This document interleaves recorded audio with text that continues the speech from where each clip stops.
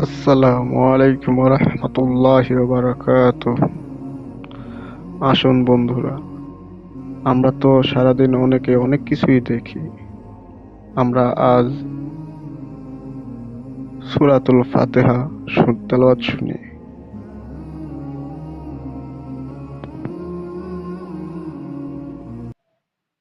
بسم الله الرحمن الرحيم. الحمد لله رب العالمين، الرحمن الرحيم، مالك يوم الدين. إياك نعبد وإياك نستعين، اهدنا الصراط المستقيم، صراط الذين أنعمت عليهم غير المغضوب عليهم ولا الضالين.